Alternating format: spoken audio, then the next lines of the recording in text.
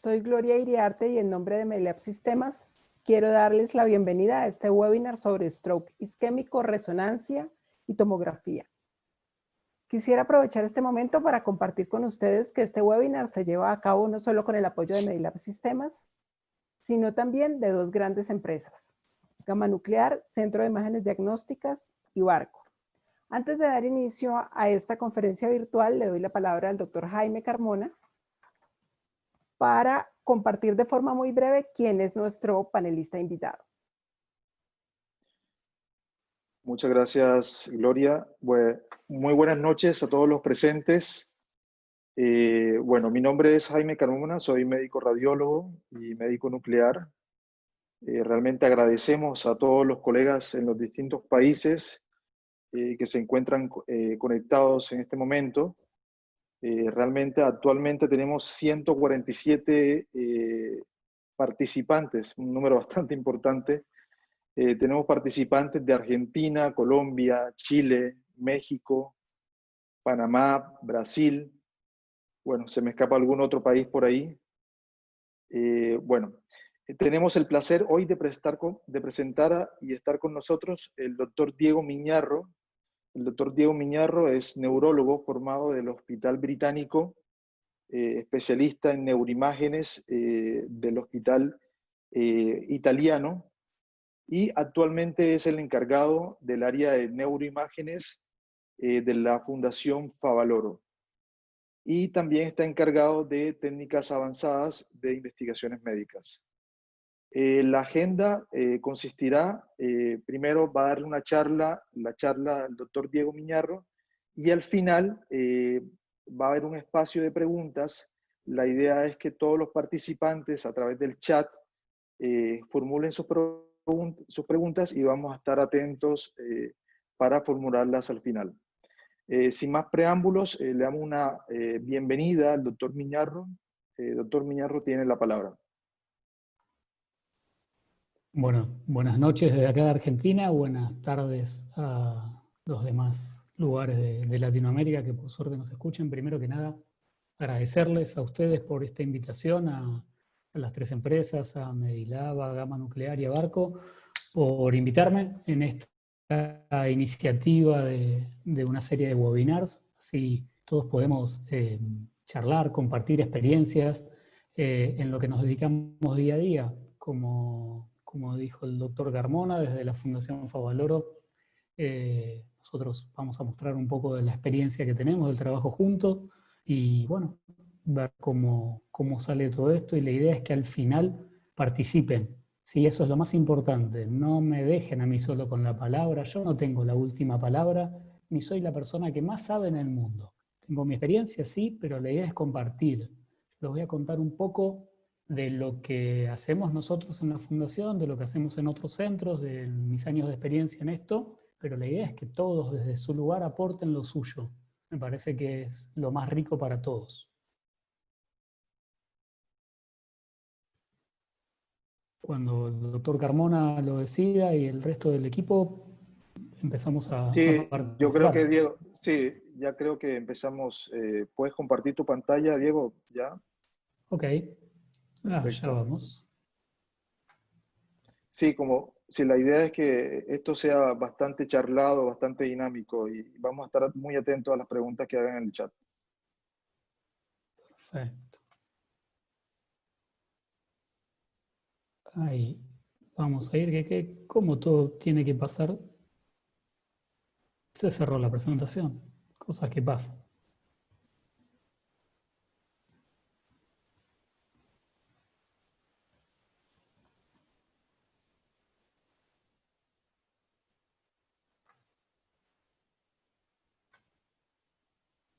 Bueno, aprovechar también para decir un poco que, bueno, este es el inicio de varias charlas que se van a estar realizando. La idea es que vamos a estar alternando temas de radiología y medicina nuclear, así que también para que estén atentos a las redes sociales. Perfecto, buenísimo. Ahora sí, por favor confírmenme si están viendo bien la presentación, cosa de no empezar a hablar en vacío. Perfecto, Diego, se ve todo completo. Perfecto, muy bien. Vamos a arrancar entonces, siendo ya casi las 9:10 acá en Buenos Aires, un poco más temprano por allá, por otras latitudes. La idea es, como les comentaba en un principio, es contar un poco qué es lo que está pasando, qué es en el stroke isquémico, qué es lo que tenemos que conocer hoy. Tenemos un montón de información, un montón de herramientas que vamos a tratar de ver cómo utilizarlas y de qué nos sirven. Los objetivos de esta charla van a ser saber todas las herramientas que tenemos. Como dice ahí, tomografía, resonancia, angiotomografía, perfusión, por resonancia, por tomografía. Son un montón de herramientas que tenemos para evaluar este tipo de patología. Diferenciarla cuando tenemos un hallazgo agudo de cuando no lo es, cosa que en la práctica me parece bastante interesante. Conocer el diagnóstico diferencial, cuando estamos ante un evento isquémico y cuando no. Y en lo posible, al final de todo, vamos a hacer un repaso de qué es lo último que está publicado. Las últimas guías y las últimas grandes trabajos que se han publicado en este último tiempo que constantemente salen y han hecho fuertes cambios en las cosas que hacemos día a día. Sabemos que la isquemia cerebral es la alteración en el aporte de oxígeno y nutrientes al parénquima encefálico. Eso no es ninguna ciencia, está en cualquier libro y todos lo podemos encontrar.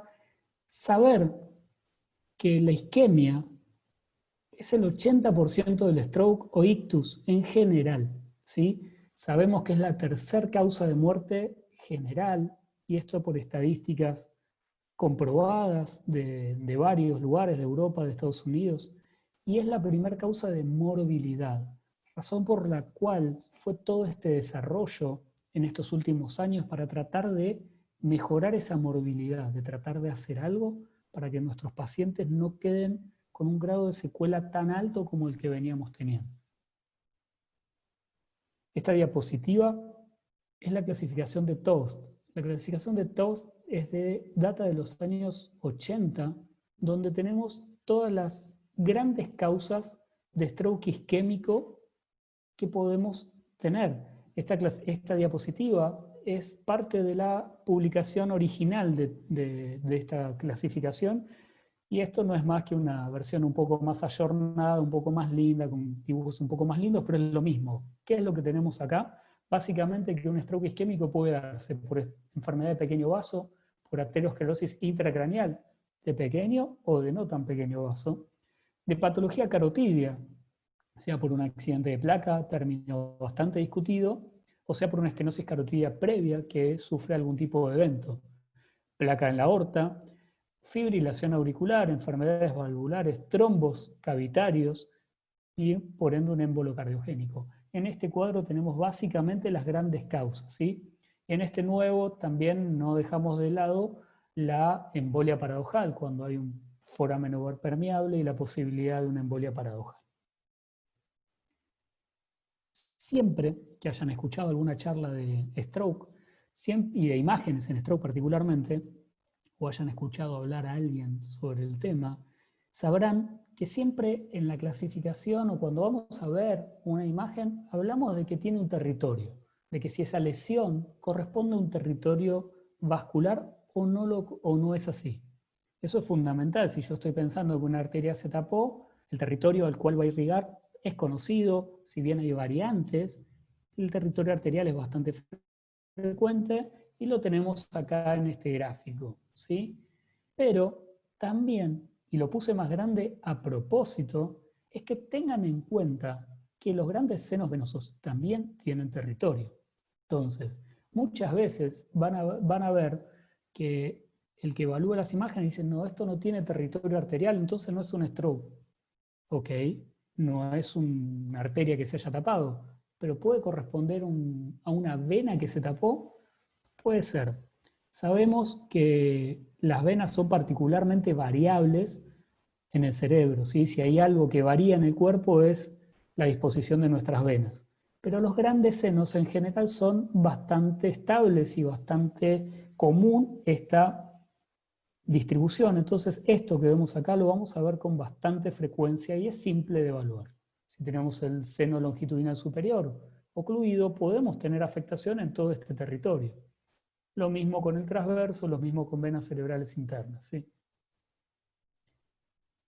Este año, en el Congreso Norteamericano de Neuroradiología, el doctor Jeremy Haidt, hemodinamista, publicó este gráfico que me parece un muy lindo y buen resumen de esto que vemos acá. Cuando hablamos de territorialidad de las lesiones, hablamos de esto. Yo acá tengo claramente una secuencia de, todas secuencias de difusión en la fila superior, donde tenemos un infarto en territorio de arteria cerebral anterior, o sea, por aquí, un territorio carotidio, y se los digo a propósito carotidio porque si ven, tiene algo de compromiso frontal medial, con lo cual no es solo la gran arteria cerebral media proximal, sino que parte de la cerebral anterior también. O un infarto bien territorial de la arteria cerebral posterior, de esta que está por acá. O este infarto que vemos acá, chiquitito a nivel de la hemipontino derecho, bien profundo, que son más que estos vasitos perforantes de la arteria basilar.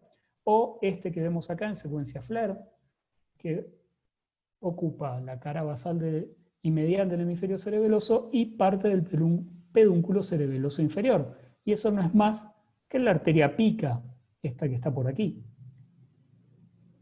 Podemos determinar claramente qué territorio vascular tiene una lesión. Esta diapositiva hace ya un tiempo que la hice y la sigo manteniendo a propósito. Como les dijo el doctor Carmona, yo soy neurólogo de formación. Yo no vengo de la rama de las imágenes, sino que me fui metiendo después en el tiempo en las imágenes, sino que vine desde la clínica. Muchas guardias me ha pasado de tener un paciente con un evento clínico agudo y le pedía la tomografía y el informe del radiólogo de guardia era imagen hipodensa en tal lugar. Bien. Y mi pregunta era, ¿pero esa lesión es nueva? ¿Esa lesión es vieja? Más allá de, obviamente, la semiología y la topografía, que es fundamental. ¿Sí? Muchas veces me decían, no sé, es hipodensa la lesión, fíjate si es nuevo o no es nuevo. Bueno, hay datos desde la imagen que nos pueden ayudar en ese momento. Si yo estoy hablando desde la tomografía, son estas dos filas de acá, lo que voy a tener en un evento agudo es que la lesión isquémica es expansiva. ¿A qué me refiero con eso? Genera edema, con lo cual va a desplazar surcos, desplazar ventrículos si es que está pegado a alguno de esos. Si es más profunda, la situación se pone un poco más difícil, pero tengan en cuenta que siempre la lesión aguda va a tener efecto expansivo. En cambio, si es crónica, el otro extremo, va a tener un efecto de retracción, que significa va a tironear. Por ejemplo, como acá, yo veo esta asta frontal que está más amplia que la asta frontal sana. Entonces, esta lesión que tironea nunca puede ser aguda. Acá lo que veo es una simetría de surcos. Acá hay surcos comprimidos, ¿sí? Entonces, eso es nuevo. El otro detalle que me puede ayudar, o el otro tip que me puede ayudar, es que cuando yo estoy buscando lesiones agudas en tomografía dentro de las primeras horas, en un estadio hiperagudo, las lesiones son apenas sutiles. No voy a ver esto, donde tengo una clara lesión hipodensa, que todavía tiene efecto de masa, pero se ve mucho, es una lesión subaguda. En cambio, si yo tengo estas dos de acá, son lesiones isquémicas en estadio hiperagudo, son sutiles. Ese es otro dato a tener en cuenta. Si yo estoy viendo una lesión y la veo mucho, tengo que poner en duda el tiempo del inicio de los síntomas, ¿sí? Como dice acá, arranca sutilmente hipodensa, se torna hipodensa y luego se pone muy hipodensa en tomografía. En resonancia, la historia es más fácil. Tenemos la secuencia de difusión y la secuencia de FLAIR, con las cuales no solo tengo la chance de decir que una lesión es aguda, sino que tengo hasta la chance de decir que esta lesión es hiperaguda, o sea, está dentro de las 6 horas. Ya lo veremos en próximas diapositivas. Cuando la cosa no es aguda, y siempre habrán escuchado o leído algún informe que habla de leucoariosis. ¿Qué significa leucoariosis?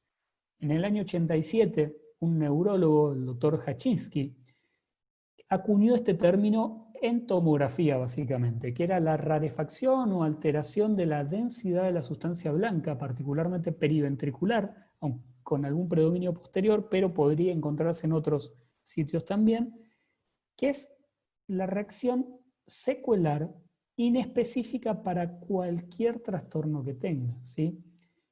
Como podemos ver acá, hay sutil hipodensidad periventricular, lo podemos ver en estas secuencias de resonancia, este T2, este FLAIR, donde podemos ver esta hiperintensidad periventricular, donde se mantiene esa hiperintensidad en la secuencia FLAIR, o en esta otra que está aquí. Esto tiene que ver con algún trastorno en la presión del líquido subependimario en relación a múltiples causas, ¿sí? Ahí tienen la cita del artículo original del doctor Hachinsky allá por el 87. Vamos a hablar de un infarto agudo. ¿Cómo lo veo? Y acá vamos a tratar de aprovechar algunos signos tempranos que todos conocemos en la tomografía, todos cuando habremos estudiado el infarto agudo, el stroke o ictus isquémico agudo, hablamos de los signos tempranos en la tomografía. Bueno, son todos estos. El signo de la cuerda, el borramiento del ribete insular, el borramiento o asimetría de surcos, la falta de diferenciación entre la sustancia gris y blanca, tanto en ganglios basales como en corteza. Vamos a tratar de identificar todos esos que acabamos de ver, y por ejemplo acá vamos a ver que hay un signo de la cuerda. ¿Qué es el signo de la cuerda? Es la falta de flujo de circulación visible en un vaso.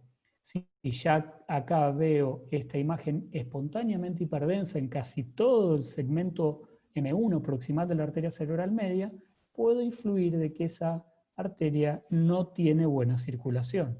Tengan en cuenta, existen algunos falsos positivos, pero si tienen esta clara asimetría entre esta arteria y esta arteria, eso es un signo de la cuerda. Hablamos de asimetría de surcos, fíjense este valle insular y este valle insular completamente asimétricos. La lesión, esta tomografía es de esta que estamos viendo acá. O cosas bien sutiles, como por ejemplo acá.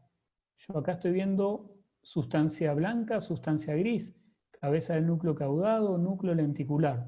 Y si voy al hemisferio izquierdo, todo eso no lo veo. Y así de sutil es un hallazgo en las primeras horas. A veces ni eso. Mucho más fácil es cuando lo voy a hacer por resonancia. Para eso tengo estas dos secuencias. La secuencia de difusión y el mapa de ADC, que es su complementario.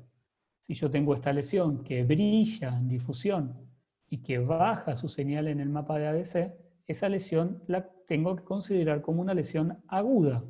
Y si ya la veo en la secuencia FLAIR, ya sé que esa lesión tiene más de 6 horas. Si yo viera esto solo y acá en la secuencia FLAIR no veo nada, esa lesión tiene menos de 6 horas. Cuando esto es subagudo, acá en la tomografía se torna todo más fácil, la hipodensidad se ve mucho más fácil, es más evidente, todavía tengo algo de efecto de masa, ese borramiento de surcos, esa alteración del efecto de masa, el desplazamiento de estructuras todavía se mantiene y puedo tener realce postcontraste, característicamente lo que se llama giriforme, como lo puedo ver en esta resonancia. ¿Qué significa realce giriforme? Que están realzando la corteza. ¿Por qué se da? Porque hay una ruptura de la barrera hematoencefálica. Este estadio, como dice en esta diapositiva, dura entre días y semanas.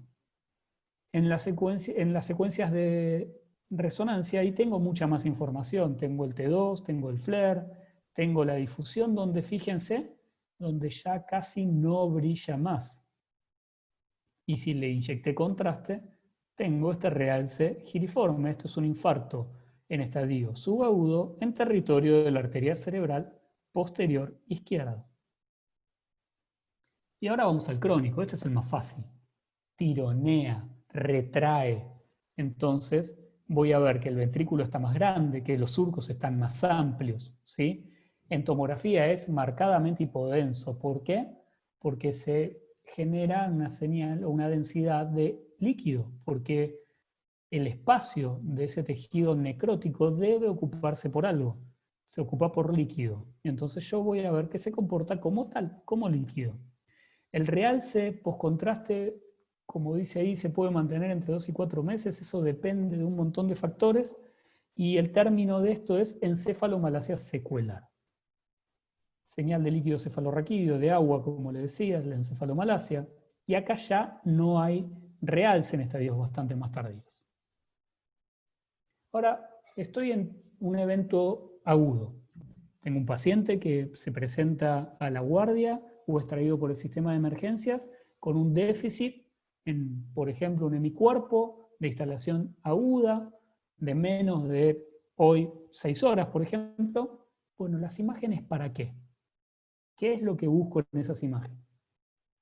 Y básicamente lo que hoy necesito saber es que haya o no haya sangre. Si puedo saber si es un simulador, si por ejemplo esto es una manifestación ictal de una lesión tumoral o de algo infeccioso, si lo puedo ver desde la imagen.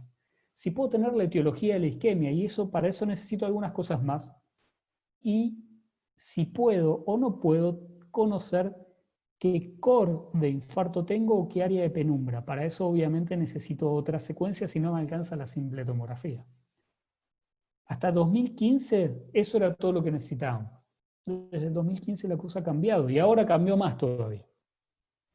Entonces, en la isquemia cerebral, como les mencioné previamente, yo tengo un tiempo vascular. ¿Qué significa esto? Desde el momento en que yo tapo la circulación de un vaso, ocluyo y no circula más, yo lo veo en ese momento, no tengo ventana de tiempo. ¿Cómo es eso? Es el signo de la cuerda. O la alteración del flujo en los vasos por resonancia o por angiotomografía, la falta de relleno, o por angioresonancia, la falta de señal del vacío de flujo, la falta de señal de ese vaso. Como dice ahí, no tengo ventana. Yo lo puedo ocluir y en el momento lo voy a ver. En cambio, el tiempo tisular, que es donde yo voy a ver los cambios en el parénquima, necesito tiempo, necesito una ventana de tiempo. ¿Por qué? Se ocluye el vaso, deja de llegar el oxígeno y los nutrientes a las células y empieza a fallar la bomba sodio-potasio ATPasa. Se genera edema celular por alteración en el intercambio de protones, calcio, sodio, ¿sí? Y entonces genera el edema celular. Se rompen las membranas y ahí es donde aparece la primera secuencia positiva, que es la difusión. Para poder yo ver esto, necesito una ventana que vamos a poner como un tiempo un tanto caprichoso, 1 hora. Hay publicaciones de algún tiempo un poco más temprano, entre 10 y 20 minutos, pero digamos que para la práctica diaria la difusión se hace positiva dentro de la primera hora. Si yo tengo, por ejemplo, este fue un caso que me tocó vivir cuando todavía estaba en el hospital italiano, y esta era una señora, una mujer de 60 y algo de años que estaba en la cola para retirar su medicación en la farmacia del hospital. Y de golpe la paciente cae al piso y cuando la revisan la encuentran con alteración y con menor iniciativa de movimientos del hemicuerpo izquierdo. Esta resonancia se hizo a los 40 minutos de iniciado el evento, dentro de la primera hora. Y acá vemos algo, acá tenemos una secuencia de gradiente de eco, una secuencia flat y una secuencia de difusión. ¿Vemos algo? Y la verdad es que algún detalle, estamos dentro de la primera hora, en los 40 minutos, algún detalle sutil hay. Le hicimos angioresonancia, porque nuestro protocolo de stroke incluye estas 3 secuencias y la angioresonancia. Y en la angioresonancia nos encontramos esto, que la arteria cerebral media derecha tiene un stop. ¿Se acuerdan que hablé del tiempo vascular? No hay ventana. Ahora, ¿esto lo podía sospechar? Si yo le hago un poco más de zoom. Este es el crudo, sí. ¿Lo podía sospechar? Y sí lo podía sospechar. Miren. Esto que veo acá en la secuencia de gradiente de eco no es más que el trombo en la arteria cerebral media. Y otro hallazgo sutil son estos puntos espontáneamente hiperintensos en el valle silviano, que acá no los veo, que son las ramas de la arteria silviana, de la arteria cerebral media, que tienen alteración en el flujo. Así de sutil son los signos que tengo que buscar mientras más temprano yo estudio un paciente.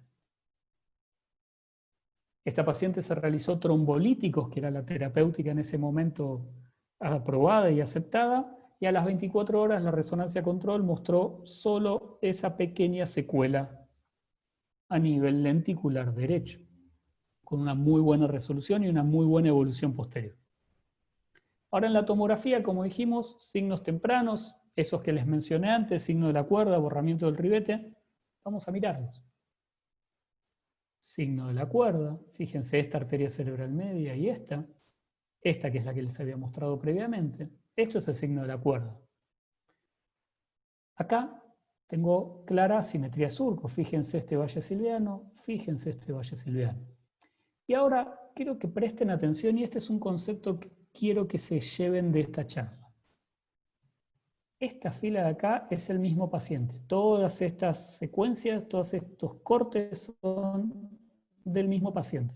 Si le prestan atención, están un poco más oscuros que estos. ¿Por qué? Es un concepto, y a esto es lo que quiero que le presten atención. El concepto de cerrar la ventana. Hoy por hoy, no creo que ningún centro a nivel mundial hagan una trombolisis sin tener el estudio viéndolo en una pantalla. No van a hacer una trombolisis o una trombectomía viendo el estudio desde una placa. Lo van a ver en una pantalla. Entonces, si yo saco el estudio como viene desde el tomógrafo, como viene automáticamente procesado desde el tomógrafo, este va a venir probablemente en este tipo de ventana. Una ventana con muchos grises, que me va a servir para ver el vaso, pero si yo quiero ver esto probablemente no lo vea. Si yo cierro la ventana, o sea, hago más marcado la interfaz gris-blanca, yo voy a poder ver que acá faltan los núcleos de la base. Que si lo viera en esta ventana probablemente no. Cerrar la ventana es el término, ¿sí? No sé si conocen esto, pero esto es una escala que se llama Aspex. Esta escala se creó hace ya bastante tiempo atrás con el simple hecho de medir cómo les iba a ir a los pacientes con los hallazgos de su primer tomografía, qué outcome iban a tener a largo plazo. Es decir, yo con todos estos puntos que ven acá, M1, M2, M3, M4, M5, M6, cápsula interna, caudado, ¿sí?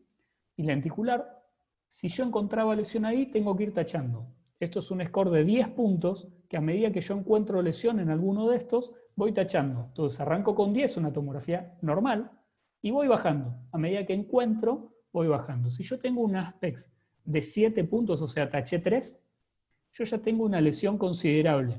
Y si tengo un Aspex de 4, o sea, taché 6, yo ya tengo toda la chance de decir tengo un infarto silviano extenso. Esta escala está hecha para la arteria cerebral media. Sepan que existe un Aspex para territorio posterior que tiene alguna falla o alguna discusión más sobre la sensibilidad, pero también existe. Ahora les muestro un protocolo habitual nuestro. Fundación Favaloro, hoy por hoy, si viene un paciente con un déficit motor en aproximadamente menos de 6 horas, el protocolo que nosotros hacemos es este. Tomografía sin contraste y angiotomografía desde vaso de cuello hasta intracraneal. ¿Con qué sentido? Buscar la lesión, buscar signos tempranos y buscar el sitio de oclusión. ¿Para qué? Hoy por hoy, sabemos que si yo tengo una oclusión proximal, la chance de una trombolisis tenga buena respuesta es mucho menor y me da la chance de realizar otro tipo de tratamientos como la trombectomía, o sea, ir a buscar el trombo y tratar de sacarlo vía hemodinamia.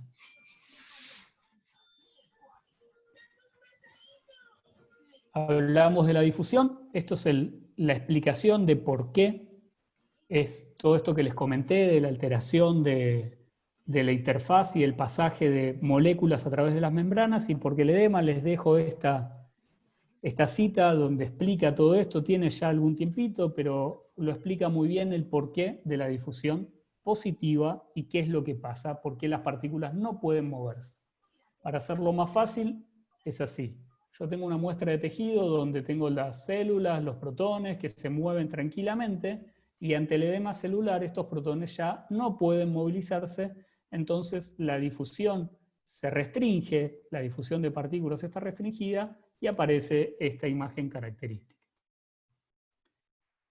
Como les decía, si yo les muestro esta secuencia FLAIR y este T2, van a ver algunas lesiones, probablemente la descripción diga, como muchas veces hayan leído, hiperintensidad de la sustancia blanca periventricular a nivel periventricular, coronas radiatas y centros semiovales, pero de estas lesiones hay una que llama un poquito más la atención, que si le hacemos difusión, vamos a ver que esa lesión era aguda, ¿sí? Difícil de reconocerla solamente con estas secuencias. Hoy por hoy la secuencia de difusión es una secuencia de rutina en la gran mayoría de los centros de imágenes. Sepan que tiene mucha utilidad, no solo en patología isquémica, que es la vedette de su uso, pero sepan que es muy interesante. Estos son uno de los fantasmas que no queremos tener. Si yo tengo un paciente que estoy pensando en darle un trombolítico, o sea, una droga que destruye la fibrina para que no se formen más coágulos, y si yo tengo esto que es secuencia de gradiente de eco, probablemente en la tomografía este hematoma lo vea, pero todas estas microhemorragias difícil las vea. Y estas ni hablar, estas no las voy a ver por tomografía. En algún momento, en guías previas, si uno tenía más de 5 microhemorragias en la secuencia de gradiente de eco, estaba autorizado para contraindicar la trombolisis. Hoy esa contraindicación es muy relativa y no se toma tan en cuenta. O sea, este paciente, por ejemplo, tendría contraindicación de trombolisis. Y este paciente ni hablar. Este paciente lo que tiene es una hemorragia subaracnoidea. Dos casos que quiero comentarles de estas banderas rojas para tener en cuenta en la evaluación de un paciente con un déficit agudo. Un paciente de 65 años que lo encuentran con deterioro del sensorio, menor iniciativa del hemicuerpo izquierdo, pero al interrogatorio a los familiares surge que en horas previas el paciente cursó con una cefalea intensa, el cual fue muy marcada, le llamó mucho la atención, y posterior a esa cefalea hace una convulsión tónico-clónica. ¿Este paciente puede tener un stroke? Por el término stroke, sí. Ahora, ese stroke puede ser isquémico o hemorrágico. Ojo con el dato de la cefalea y de la crisis comicial, porque lo que tenía este paciente no era más que esto. Tenía disminución de la iniciativa del hemicuerpo izquierdo básicamente porque tenía estos surcos ocupados por sangre. Y acá tenemos al culpable de esta hemorragia subaracnoidea, que era no más ni menos que este aneurisma en la bifurcación de la arteria cerebral media, con irregularidad de la pared, fue el culpable del sangrado, ¿sí? Ahora les cuento otro paciente con una bandera roja. Este paciente es un paciente más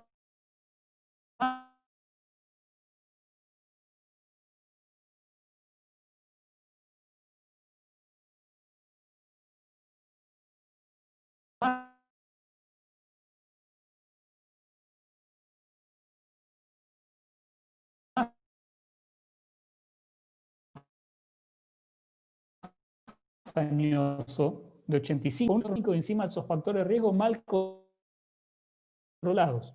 Este paciente tenía esta lesión, que no es más ni menos que un hematoma intraparenquimatoso agudo en la región frontal precentral, donde está la mano. Por eso la plejía era tan exquisita y braquial. Les dije que en el 2015 las cosas cambiaron, que en ese momento, desde el inicio de la trombolisis, allá por el 95, acá en Argentina, las primeras trombolisis fueron en el año 2000 aproximadamente, y a partir del año 2015, con el advenimiento de la mejora de estos dispositivos, fue que la trombectomía empezó a tener cada vez más utilidad, con trabajos grandes, como el Mr. Clean, entre otros, que han demostrado que la trombectomía es útil, como ya se presumía, pero que también es segura. Y ese era el problema, el tema de la seguridad previamente. Entonces, al inicio de la trombolisis, lo único que queríamos era una tomografía normal y le escapábamos a esto. o al hematoma o al sangrado. Hoy necesitamos saber cómo es la anatomía vascular. Si nosotros no conocemos la anatomía vascular, no podemos saber qué, si nuestra idea es ir a tratar de destapar un vaso, si no sabemos que este vaso está tapado, ¿qué vamos a ir a destapar? Entonces necesitamos conocer la anatomía vascular intracraneal. Otro término que les introduzco y que quiero que guarden.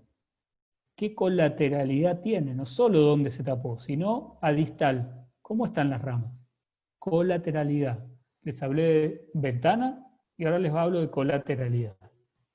Y también necesito saber qué pasa en el cuello, porque si un hemodinamista va a tratar de subir un catéter y destapar esa arteria cerebral media, no es lo mismo que ya sepa que tiene que atravesar esta úlcera en el bulbo carotidio, tiene una placa con una úlcera, que es esta imagen acá, no es lo mismo que sepa que tiene que pasar un catéter por acá.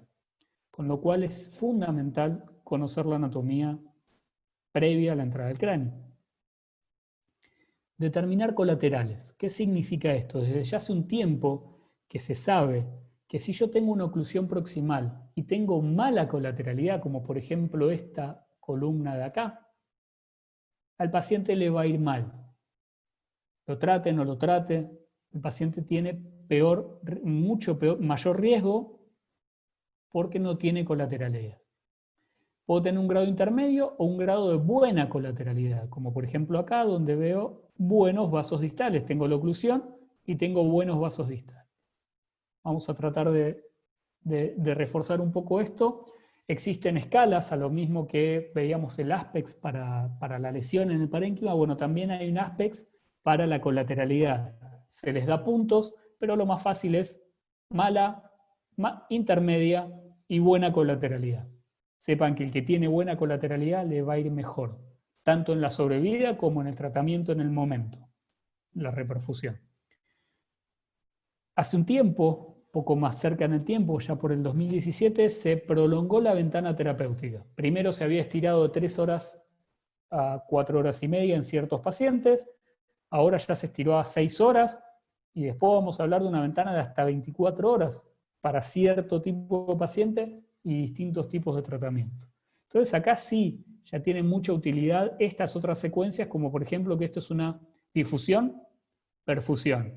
El término time is brain se pasó por algún momento al time is physiology, o sea, más allá del tiempo yo tengo que saber que tengo, por ejemplo, esto.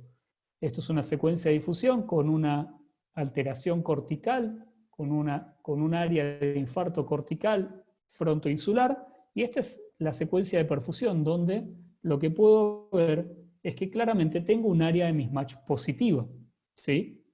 En este caso es un mismatch positivo. Por eso el time is physiology. Saber la fisiología de la circulación y de la perfusión en el cerebro, o sea, cómo un tejido se perfunde. No solo llega al vaso, llega o no llega, y cómo llega la sangre. Y por ejemplo, este caso que es un mismatch negativo, donde tengo la lesión y tengo el área donde no hay cambios. 2017, les comenté, la cosa se estiró más todavía. Se publicaron los trabajos Down y de Fuse 3, donde midieron mismatch por tamaño de infarto y la clínica, o sea, si yo tengo un determinado volumen de infarto y determinada cantidad de escala de NIH, o sea, de gravedad clínica, si yo tengo mismatch, o sea, tengo un infarto chico y mucha clínica, tengo una ventana de tiempo hasta 24 horas para hacer trombectomía, ir a destapar el vaso. Y el de Fuse 3, que lo que usó fue tamaño de infarto y penumbra por perfusión por tomografía. Yo les cuento, en la Fundación Favaloro en Buenos Aires, nosotros tenemos una idiosincrasia muy particular, contamos con un resonador, un tomógrafo, y el resonador suele estar varias horas al día ocupados por estudios de alta complejidad cardíaca, con lo cual son estudios que yo no puedo correr al paciente para hacer un estudio de stroke. Entonces, nuestro protocolo van a ver que está centrado más en tomografía que en resonancia, y acá es cuando les digo, yo no tengo la última palabra, esto es nuestra idiosincrasia y nuestra forma de trabajo. Nosotros si tenemos un paciente en stroke de 3 horas, de 3 a 4 horas y media, Si tiene alguna contraindicación para recibir el contraste de la angiotomografía, se hace resonancia con estas secuencias: difusión, FLAIR, gradiente de eco, porque necesito saber el infarto, si es agudo, o sea, la difusión, si tiene más o menos de 6 horas con el FLAIR, y si tiene o no tiene áreas de sangrado con la gradiente de eco o susceptibilidad, más una angioresonancia de vasos intracraneanos rápida. No tengo que perder tiempo. Si en cambio tengo una ventana entre 6 horas, más allá de las 6 horas hasta las 12 o 24 horas, nuestro protocolo incluye tomografía, angiotomografía y perfusión, y en otros centros lo que hacen es resonancia con las mismas secuencias, más ver los vasos de cuello, pero con la medición del volumen del infarto en difusión. Les cuento un caso: una paciente de 60 años con una ventana de 8 horas de déficit en el hemicuerpo derecho. Esta es la tomografía sin contraste, y fíjense, a pesar de tener 8 horas de síntomas, signo de la cuerda apenas visible, algo de borramiento de la interfaz gris-blanca acá un poco más evidente. Fíjense la simetría de surcos. La angiotomografía de ese estudio nos muestra una oclusión proximal con un grado de colateralidad aceptable. Angiotomografía en la reconstrucción, esto en el agudo no lo hacemos a posterior, pero se los dejo acá para que vean que oclusión proximal y que a nivel del cuello no había gran patología. Y acuérdense que les dije que más de 6 horas nuestro protocolo incluye la perfusión. Le hicimos perfusión por tomografía, donde vemos que en la secuencia de flujo hay un área clara de caída, y en cambio en la secuencia de tiempo, tanto tiempo al pico como tiempo de tránsito medio, los tiempos se prolongan con una clara diferenciación, un gran mismatch entre el área de infarto y el área en penumbra, el área en riesgo. Esta paciente fue a trombectomía, y a las 24 horas este es el control donde solamente quedó el área de infarto y toda la gran área de penumbra no quedó lesionada. Este paciente fue un caso que tuvimos la suerte de que nos haya ido muy bien, como verán. Y esta es la forma de medir el volumen. Acá tienen el volumen del infarto, ¿sí? 10 milímetros cúbicos. Cuando tengan un paciente con alteración en el habla, debilidad, alteración en la cara, el tiempo, interroguen bien. Mi consejo es: no se desesperen, no se enojen. Revisen al paciente, tómense el tiempo necesario y justo, tampoco lo excedan, en revisar al paciente. Evalúen todas las chances que tienen y consulten. Para eso estamos nosotros desde las imágenes, que podemos apoyarlos, los colegas. Si no tienen la experiencia, consulten con el colega de mayor experiencia para poder tomar la mejor decisión posible. Acá les dejo una referencia del año pasado de la revista Radiographics, donde están bastante bien actualizados y bastante simples todas las imágenes que podemos llegar a tener. Esto es una buena referencia que pueden utilizar para estudiar imágenes en el stroke agudo. Les había comentado de las últimas publicaciones. Esta es una de las últimas publicaciones, se publicó el año pasado, es el estudio Wake Up. ¿Qué fue lo que hizo? Estudió pacientes con un inicio desconocido. O sea, yo no sé cuánto tiempo tenía de inicio de síntomas. Generalmente el stroke del despertar, donde no sabemos si el stroke fue apenas se acuesta o minutos antes de despertarse. Y lo que le hacían era esto, era hacerle el mismatch difusión FLAIR. ¿Se acuerdan que yo les dije que si está en difusión y no lo veo en FLAIR, tiene menos de 6 horas? Si el paciente tenía mismatch difusión FLAIR, ese paciente iba a trombolisis con alteplase. ¿Y cómo le fue? Tuvieron un 53% de evolución favorable contra un 41,8% de evolución desfavorable, o sea, de no hacerle nada. Le fue mejor, obviamente tuvieron más sangrado. Si yo trombolizo un paciente con ventana cada vez, con un tiempo cada vez más largo, la chance de sangrado es más alto respecto al que no lo trataron. Pero sepan que este es un dato a tener en cuenta, ¿sí? Mismatch, difusión, FLAIR. Estos otros dos trabajos, el Extend y el Direct MT, El stent estiró la ventana a las 9 horas. Si el paciente estaba antes de las 4 horas y media, se hacía el protocolo convencional. Si el paciente llegaba entre las 4 horas y media y 9 horas, se hacía trombolisis. Estoy hablando de trombolisis. Si tenía indicación de trombectomía, el paciente iba a trombectomía y se lo descartaba de este protocolo. Fíjense que tuvieron una incidencia de sangrado obviamente más grande, pero fíjense que el outcome, que era un ranking modificado, una escala de ranking modificado, o sea, el estado clínico, a los 3 meses le fue bastante mejor, ¿sí? Así que esta es otra posibilidad. Este fue publicado en New England en mayo del año pasado, en 2019, y este fue publicado este año en abril, donde este estudio, todos tal vez los que se dedican al tema lo conocen como el famoso estudio chino de trombectomía. Lo que hicieron fue que si yo tengo un paciente en ventana y tengo la evidencia de una oclusión proximal, voy directamente a trombectomía y no voy a trombolisis y posterior trombectomía, que es lo que hoy está indicado en guía. Lo que les dio es que este estudio es un estudio de no inferioridad, les dio que es un estudio que no es inferior de beneficio, obviamente tuvo algún vicio de selección, tiene algunas cosas a discutir de este trabajo, pero me parece que es un buen pie para los que nos dedicamos a esto. Todos pensamos que cuando yo tengo una oclusión proximal y un volumen de infarto chico, con buena colateralidad, no tengo que perder mucho mayor. Mientras menos tiempo tarde, mejor me va a ir. Pero bueno, todavía por guía, hoy estoy obligado a iniciar el trombolítico y luego ir a la trombectomía. Bueno, este trabajo, que fue publicado hace poquito, habla de que ir a la trombectomía al menos no es peor que ir a trombolisis y trombectomía. No se puede dejar de hablar. Les dejo un resumen de unas actualizaciones que hubo hace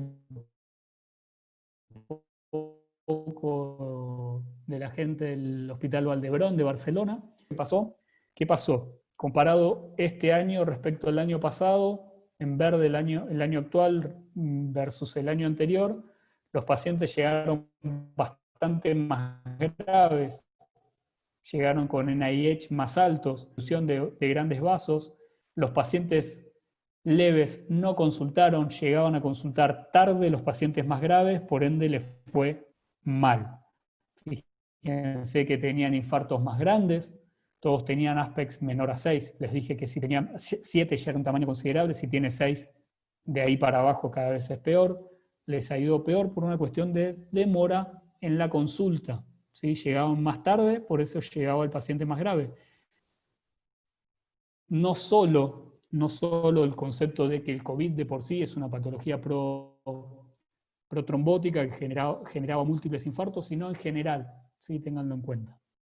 2 o 3 conceptos para cerrar la charla y ya ir terminando. Acuérdense que les dije cerrar la ventana, verlo bien oscuro para maximizar y facilitar ver las interfaces gris-blanca, evaluar la colateralidad. Y este último concepto me parece el más importante de todos. No se compliquen, simplifiquen al paciente. Les doy un consejo que me dio un profesor mío en el tema, que lo que me dijo fue lo siguiente: tratar de ser simple, evaluar si tengo sangre o no tengo sangre. Dicotomicemos la discusión, sangre o no sangre, oclusión proximal o no oclusión proximal, clínica grande o clínica chica, y en base a eso tomar decisiones. No nos compliquemos, ¿sí? Tratemos de simplificar la evaluación. Todo lo demás lo vemos en un protocolo. Es otra historia, un ambiente controlado, pero en nuestra práctica diaria simplifiquemos. No perdamos tiempo, no nos olvidemos que el cerebro es tiempo. Si nosotros tardamos, nos va a ir peor. Hagamos el mejor estudio que nosotros podamos hacer. Si yo no tengo chance de hacer trombectomía, no pierdo tiempo en hacer estudios para evaluar una trombectomía, si no la voy a poder hacer. Me alcanza con una tomografía simple, ¿sí? Así que aquí termino. por lo menos la presentación. No quiero dejar de agradecer a la gente de Gama Nuclear, a Medilab y a Barco por la chance de dar esta charla y compartir con ustedes. Les dejo ahí mis datos de contacto por la vía que les sea más simple, y ahora quedamos abiertos para la discusión y espero, por favor, participen, porque es lo más importante de todo esto. Muchas gracias. Desde Barco, Medilab y Gama Nuclear agradecemos al doctor Miñarro por su maravillosa conferencia y los invitamos en este momento a la sesión de preguntas y respuestas a través de nuestro chat. Bueno, muy claro, Diego, toda la charla. De hecho, nos están preguntando si la clase va a estar grabada. La clase va a estar grabada y se enviará al mail automáticamente, porque al momento de inscribirse dejaron consignado su mail. Priscila Yacinsin nos hace una pregunta. Dice, ¿qué tiempo recomienda hacer la TC de angio de vasos de cuello y vasos intracranianos para que queden bien ambas tomografías? En general, a nosotros nos quedan bien o las de cuello o las de cráneo. Pocas veces nos salen bien ambas. Esto yo creo que va en la línea, como más que todo en el protocolo, Diego. Bien, ahí la respuesta no es tan simple y tiene que ver con un tema del equipo en el que nosotros tengamos, ¿sí? Si yo trabajo con un equipo de 64 pistas, un excelente equipo o más, el tiempo es automático casi, es inyección y adquirirlo. Después está en cada servicio de cómo lo adquiere, si lo adquiere desde cuello a cefálico, de cefálico a cuello, eso va en la técnica de cualquiera. Pero si yo tengo equipos de 16 pistas, que son excelentes equipos y que pueden hacer todo esto, yo tengo que entregar en esto. Si yo tengo un equipo de 16 pistas, ¿puedo hacer cuello y cerebro? Sí, lo puedo hacer, pero yo sé que voy a llegar al cerebro con algo de tiempo más pasado, más venoso, ¿sí? No voy a tener un tiempo arterial puro. Si yo quiero adquirir el intracraneal y después el cuello, es más complicado y pierdo tiempo. Yo lo que les aconsejo en un 16 pistas, adquiéranlo todo completo y sepan que van a tener un tiempo un poco más tardío y no mucho tiempo más. El tiempo exacto se los recomiendo que lo charlen con sus técnicos y que lo pongan a prueba ustedes con su equipo. No hay un tiempo para todos igual, ¿sí? Hay otra pregunta bastante interesante, Diego. Alexander Reyes dice, ¿el angioTAC para stroke solo se hace en una fase o se hace pensando en hacer 2 fases para evaluar mejor colaterales? Bien, excelente pregunta. No lo puse en la charla a propósito por una cuestión de tiempo, pero es algo que con el doctor Carmona hace no mucho tiempo discutimos y la idea es aplicarlo. La colateralidad, piensen en algo. Yo tengo una vía tapada y voy a hablar de vasos que van a ir alrededor. Obviamente que van a tardar. Si yo lo hago en un solo tiempo, puedo subestimar la colateralidad. Si yo hago lo que se llama angiotomografía multifase, ¿cómo es eso? Yo adquiero de cuello a cerebro y después vuelvo a hacer adquisiciones solo del cerebro, dándole algunos segundos entre cada una de esas adquisiciones. Yo le voy a dar tiempo y posibilidad a que las colaterales lleguen y puedo cambiar el estatus de colateralidad. La angiotomografía multifase es muy interesante y creo que si uno tiene la chance de hacerla, hay que hacerla. Hoy por hoy hay que hacerlo. Claro que sí. Javier Burbano hace otra pregunta también. Dice, ¿angioresonancia puede reemplazar la angio-TC? Esta pregunta es bastante interesante porque aquí dentro de los espectadores hay muchos médicos generales que solicitan la resonancia y por ahí puedan pensar de que la resonancia tenga mayor rendimiento diagnóstico en específicamente en la parte vascular. Bien, puede reemplazar. Todo depende en el lugar en que nos movemos. Hay que tener en cuenta un par de cosas. Una fundamental es el tiempo. La tomografía o angiotomografía tarda 2 minutos en adquirirse, 3 minutos como mucho. Una angiotomografía, una angioresonancia, por el otro lado, en cambio solo la angioresonancia, sin contar las otras secuencias, solo la angioresonancia intracraneal nada más, dura 4 minutos. Y encima no puedo medir colaterales con esa técnica. Ahora, si yo hago angioresonancia de cuello e intracraneal con contraste, la colateralidad sí podría estimarla, tarda un poco menos de tiempo. Pero si la reemplaza, y depende de lo que yo tenga a mano, si yo cuento con más resonancia que tomografía, o más fácil acceso a la resonancia que a la tomografía, es absolutamente válida. Ojo que con la angioresonancia sin contraste, que es la que hacemos de rutina en general, yo no puedo valorar colaterales. Me pierdo esa información. Perfecto. Dice, en un paciente con síncope o que pensamos en un stroke, ¿es conveniente solicitar una TC de cerebro junto con la angio-TC o la TC solamente? Y depende de lo que yo tenga a disposición para ofrecerle de tratamiento después. Si yo le puedo ofrecer solamente trombolisis, o sea, inyectarle el alteplase, el trombolítico hoy más utilizado, con una tomografía sin contraste, me alcanza y me sobra. Ahora, si yo tengo chance, sea de mi centro o por medio de una red institucional, derivarlo a otro lado que tenga la posibilidad de hacer una trombectomía, y hay que hacerle las dos cosas sin no perder tiempo. Perfecto. Romina Lefimán dice, en cuanto al cuadro de los hallazgos de la TC, he visto que la lesión se hace más expansiva en un periodo subagudo. En un estadio hiperagudo no es tan prominente la expansión. De hecho, los pacientes en un periodo subagudo suelen tener un deterioro del sensorio y nos consultan por sospecha de sangrado, pero lo que vemos es la expansión que suele generar la desviación de la línea media. ¿Qué opinan al respecto? Depende de eso, tiene mucho que ver con el tamaño de la lesión. Si yo tengo un infarto silviano considerable, eso que están diciendo de la expansión, del desplazamiento, obviamente en las primeras 24 o 48 horas es el momento pleno del efecto de masa, ¿sí? Si en cambio yo tengo una lesión más chica, ese efecto de masa no me va a cambiar mucho el sensorio, ¿sí? Tengan en cuenta el concepto del infarto silviano maligno, que es el que se tapa la cerebral media proximal y es el que va a ir a una cirugía descompresiva probablemente en las primeras horas, si es que tiene indicación, y si es que llegamos, ¿sí?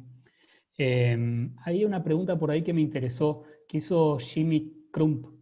Si hay que esperar la creatinina para hacer la angiotomografía. Sí. Eso está ya en regla, ya está en guía. Si yo tengo un paciente que no tiene antecedentes patológicos que me hagan pensar en insuficiencia renal, no vale la pena perder tiempo para esperar la creatinina. Si tengo un paciente que no es hipertenso, que no es diabético y que no es insuficiente renal previo, no tengo que esperar la creatinina. Eso está muy lindo en la guía y está buenísimo. Ahora, cuéntenme qué paciente llega a un stroke sin ninguno de esos antecedentes, por lo menos de la práctica diaria y los generales, ¿no? Está muy lindo para la guía, pero en la práctica casi siempre no tenemos que esperar la creatinina. Diego, hay otra pregunta bastante interesante. Dice, ¿la secuencia de susceptibilidad magnética SWI se puede usar para evaluar colaterales? Sería buenísimo. Es muy interesante y tiene que ver con un concepto que la susceptibilidad nos da información sobre circulación de pequeño vaso, de vénulas y arteriolas. Hace 4 o 5 años salió una publicación muy grande donde se hablaba que en los equipos de 3 Tesla, porque ojo que esta susceptibilidad magnética tiene que tener un demasiado buen equipo para poder evaluar esto. En equipo de 3 Tesla uno puede evaluar hasta el core de alteración de circulación entre el mismatch entre difusión y susceptibilidad. Yo tengo un infarto que tenga determinado volumen y tengo un área mucho más grande, cortical, donde veo estructuras vasculares con alteración del flujo. Estoy hablando de que ese lugar tiene mala circulación y por ende estimo que tiene mala perfusión. Es muy interesante la susceptibilidad magnética para un montón de cosas y para el stroke también. Perfecto. Vamos con las dos últimas preguntas. Dice, a ver, Andrés Felipe Parra Varela. En su clínica, ¿en qué tiempo aproximado está puerta trombosis, puerta aguja?